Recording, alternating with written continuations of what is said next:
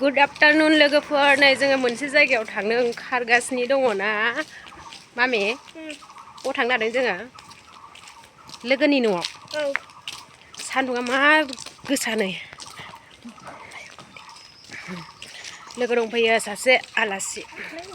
बिराद गोसा सान्दुं बाब्रे नायलाय मानसिफ्रानो रावबो गैया सान्दुंनि थाखायनो नै मानसिफ्रा लामायाव सासेबो नुनाय नङा आरोना अयथासार सान्दुं दुंदों ओरै बारस'नोसै जोङो दै दङ दा हनै नै दालां मानलांनांसिगोन दालाङाबो मा रोखोमनि अबस्था गैया लामाया गिलु बारु दै लोमजोबनाय नैबाव मोनसे गाहरसै हानहरफैदोलाय दा खान्थाल फिथाइया नै देनजार थाबायै थाबायै नै फाइनालि लोगोफोर मोनफैबाय